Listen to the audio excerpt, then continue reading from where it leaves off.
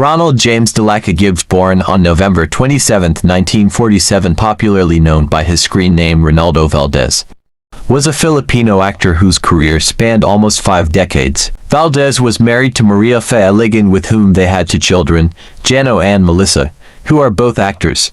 He is also related to the Aligan clan through his father-in-law Gerardo de Leon, Maria Fe's father, among whom are actors Jay Aligan, Robert Arevalo and wife Barbara Perez, and Kenneth Aligan, and to cousin Angelo Castro Jr. and wife June Keithley, and nephew Mondo Castro through his uncle, the former Chief Justice Fred Ruiz Castro. Valdez died at the age of 76 on December 17, 2023, in Quezon City.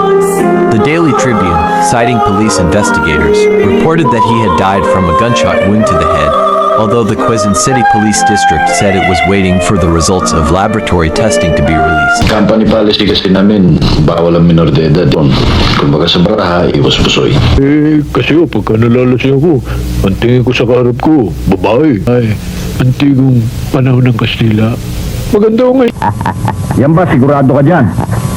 Sigurado na ito, boss. O sige, mangyari ikaw lahat ng eksperimento mo. Hindi lahat ng sinasabi nito si Jojo, susundin ninyo. Ano, pag sinabi sa inyo, tumalong kayo sa bangin, tatalong kayo? Eh, mas matanda kayo dito ah. Abay. Madalas kami nagkakasagutan yan eh. Pero, hindi na ako makahinga. Akala ko hindi nyo na ako bubuksan ah. Alam mo ba kung bakit ayokong pumirmi dito? Million pesos? Pag-usapan natin, ma'am. Ano naman mapilayan pa ako niyan? Nandiyan pala kayo. Oo, kaya narinig kong lahat yung sinabi mo eh. Iho sa... Ako, kung yung pangarap ko, ikaw, natural, pipiliin kita, ma. Enduko, hanggang sa kanyang huling hininga, ay mananatiling isang bayani na may Ang liliit pa, napapasabak na sa hanap buhay. Naku, mabuti nga yan. Magapunan na lang. Meron akong ipinalutong espesyal na kutahe para sa'yo, ha? O, panganak ko. Baka paglaki niyang anak mo, maging kasing husay ng papa mo. Ganun ba? You are really Nandyan sa aparador.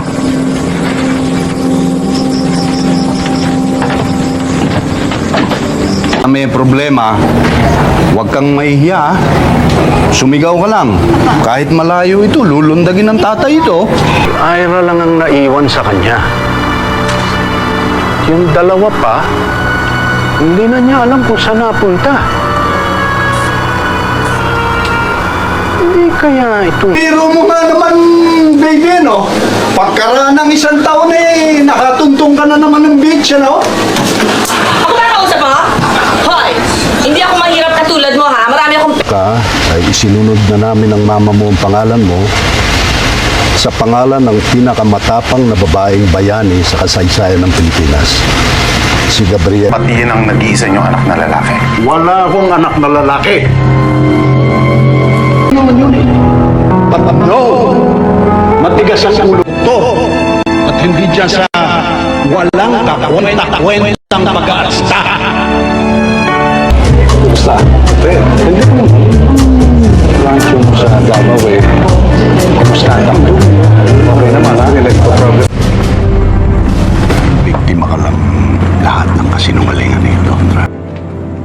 Pamilya natin, Amir. Pamilya natin. Ang tagal kong itinago itong sikretong ito. Pagkatapos ngayon, sasabihin mo sa akin, alam mo palang buhay siya. Hindi pwedeng hindi ka magkwento ng detalye. Naalasan! Anong ginagawa mo rito? Pamamahay niya ito, kaya pwede siyang pumasok dito kung gusto niya.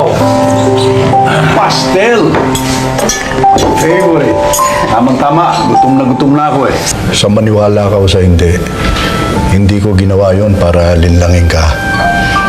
Ginawa ko lang naman yon para sa kapakat... Ano? Kinakabahan ka ba? Na baka may gawin ako sa'yo? And I'm sorry.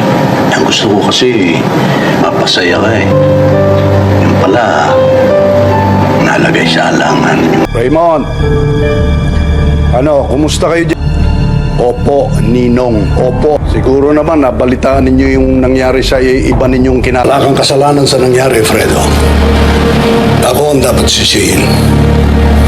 Masyado kong nasabik na mapa sa akin ang asul na diyan. Siguradong mamimit nila ang deadline. So they should not have committed. What we need is a firm commitment. Hello, babe. How about this? Pwede na mag-kiss?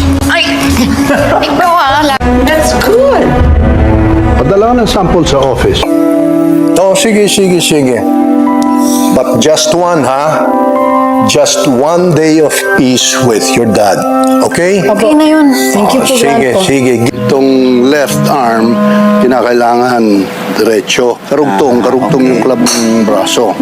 Itong hips, itutulak mo. Para bang